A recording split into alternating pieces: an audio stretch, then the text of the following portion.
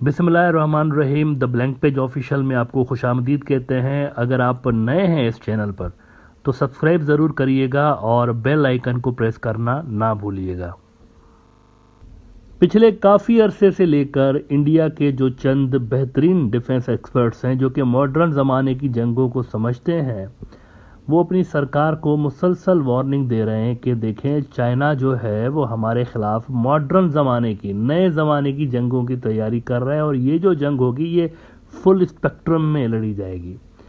गुज़िश्ता साल अगस्त में Indian army के रिटायर्ड लेफ्टिनेंट जनरल हैं HS पनक साहब, इन्होंने द प्रिंट में लिखा था कि China is preparing for a full spectrum artificial intelligence war.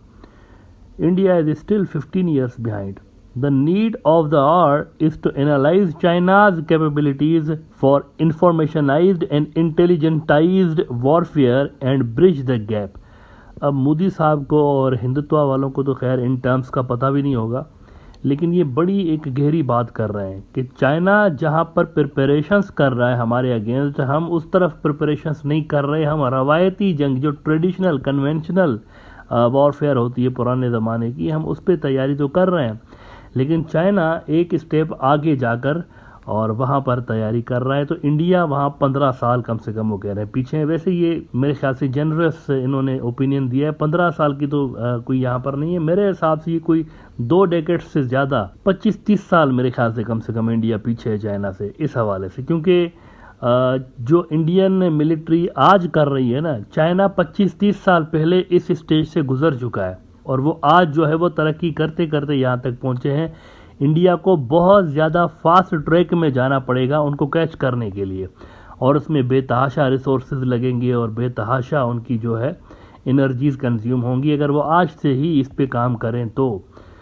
बहरहाल जी, एक बड़ी पिछले दिनों चौंका देने वाली खबर ये आई है सामने कि चाइना ने इंसानों और आर्टिफिशियल इंटेलिजेंस से चलने वाले जो जहाज़ हैं उनका आपस में मुकाबला करवाया है। अब सुनने में ये बड़ा इंटरेस्टिंग लग रहा है कि आर्टिफिशियल इंटेलिजेंस को उन्होंने इंसानों के साथ लड़ाया है। एक तरफ आर्टिफिशियल इंटेलिजेंस से उड़ने वाले जहाज़ से, दूसरी तरफ पायलट और उनके बेस्ट पायलट्स जो थे वो उन जहाज़ों को उड़ा रहे थे। इनकी आपस में डॉग फाइट करवाई गई चाइना के अंदर, और गैस करें कि रिज़ल्ट क्या हुआ होगा। नतीजा ये निकला है असल में कि वो जो मशीन थी ना, उसने इंसान को बीट कर दिया है। ये बहुत बड़ी सिग्निफिकेंट डेवलपमेंट हुई है कि मशीन ने इंसान को बीट कर दिया है। कई तरह के वहाँ पर फ़ज़ा के अंदर दोनों के दरमियान मुकाबले हुए। उसमें से एक तो बल्कि ये भी था कि जो इंसानी पायलट था उसने सडनली अपना जहाज़ नीचे की तरफ, ज़मीन की तरफ उसने घुमा दिया और तेज़ी के साथ ज़मीन की तरफ जाने लगा। यानी ये कोई टेक्निकल फॉल्ट नहीं है, ये पायलट खुद कर रहा है। और उसके बाद जो ही पायलट ने जहाज़ को दोबारा ऊपर की तरफ किया तो स्ट्राइक करने की कोशिश की मशीन ने।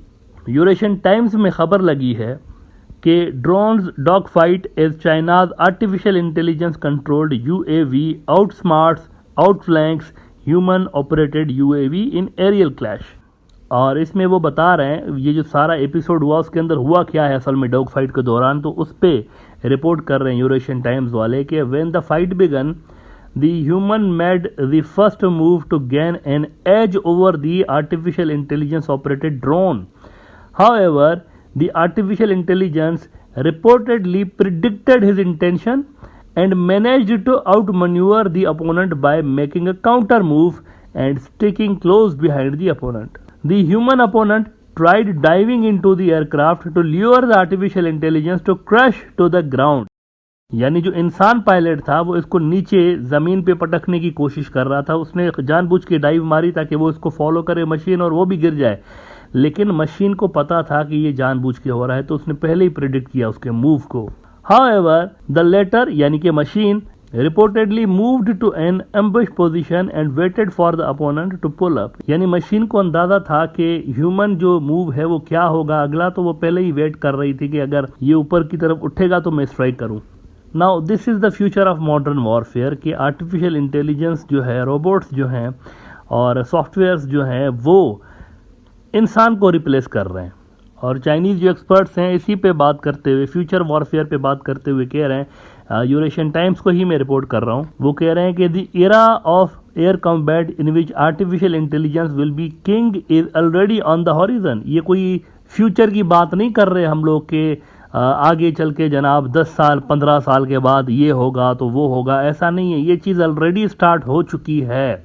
मशीनों ने ऑलरेडी इंसानों की जगह जंगों के अंदर लेना शुरू कर दी है। अच्छा, उधर अमेरिका भी बाय द वे, ये याद रहे कि अमेरिका भी बेतहाशा इस वक्त पैसे खर्च कर रहा है इसी टेक्नोलॉजी के ऊपर। एआई जो है वो technology, mother of the technology को कह रहे हैं एक्चुअली। तो अमेरिकन जो है वो भी अपनी फोर्सेस को, अपनी फ़ौजों को ज़्यादा से ज़्यादा उनके अंदर आर्टिफिशियल इंटेलिजेंस जो है वो इंडक्ट कर रहे हैं इस वक्त, और बेतहाशा रिसोर्सेज वो भी इसके अंदर झोंकते चले जा रहे हैं। दोनों मुल्कों के दरमियान इस वक्त जो है बहुत ज़्यादा कंपटीशन है। इसराइल भी कहीं ना कहीं पे इस सारे के सारे खेल में इन्वॉल्व है।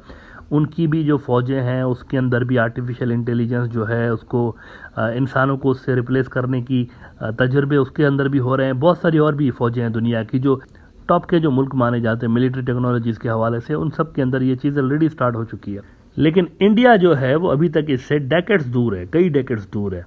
और इसीलिए फिर राइटली सो ये जो जयशंकर साहब ने 2-4 रोज़ पहले बात की कि हम उनके साथ नहीं लड़ सकते, वो बड़ी इकोनॉमी, सिर्फ इकोनॉमी की बात नहीं है, टेक्नोलॉजी की भी बात है। असल में इंडिया के पास जो है वो इस लेवल की टेक्नोलॉजी नहीं है। Look, they are the bigger economy. I mean, what am I going to do? As a smaller economy, I'm going to go pick a fight with a bigger economy. It's not a question of reactive, it's a question of... decades तक उन्होंने पाकिस्तान पे focus रखा है, वो पाकिस्तान को contain करेंगे। पाकिस्तान अभी भी मेरे ख्याल से आज हरियाणा के जो इंडिया के कैबिनेट मिनिस्टर हैं कमाल गुप्ता साहब ने आज फिर एक बोंगी मारी है, बड़ी एक आला दर्जे की चाल मारी है उन्होंने। वो कहते हैं कि in the next 2-3 years Pakistan occupied Kashmir will become a part of India and this will be done under PM Modi only. तो ये उन्होंने मोदी साहब की बूट पॉलिश कर रहे हैं असल में वो। और बूट पॉलिश देखें, आजकल कंपटीशन ही यही है कि जो सबसे ज़्यादा मोदी साहब के बूट चमकाएगा तो वही सबसे ज़्यादा बेस्ट मंत्री माना जाएगा। तो वो बूट चमकाने का मुकाबला हो रहा है और उसके अंदर फिर वो अनाप शनाप चीज़ें बोलते जाते हैं। लेकिन एक्चुअल जो इंडिया का मसला है वो चाइना है। 2000 स्क्वायर किलोमीटर वो पिछले 2 साल के अंदर गंवा चुके हैं, 2.5 साल के अंदर चाइना उसके अंदर आ गया, लद्दाख और अरुणाचल प्रदेश में। लेकिन इनकी सुई अभी भी पाकिस्तान के ऊपर अटकी हुई है। नया इलाका तो खाक लेंगे, पहले जो इलाके इनके अंडर में थे वही वो गंवाते चले जा रहे हैं। और सबसे ज़्यादा वो चाइना से अंडर थ्रेट है, पाकिस्तान से इतना नहीं है, चाइना से है उनको। और चाइना की कैपेबिलिटीज़ ये हैं जो कि मैंने आपको अभी बताई। इसके बावजूद आप देखें कि जिन लोगों ने इंडिया का सिस्टम हाईजैक किया हुआ है, बीजेपी RSS वाले, वो चाइना को छोड़कर और पूरी की पूरी नेशन को पाकिस्तान के पीछे लगा रहे हैं, ट्रक की बत्ती के पीछे लगा रहे हैं कि पाकिस्तान को देखो, चाइना को मत देखो। हालांकि इंडिया का असल थ्रेट ही चाइना से है।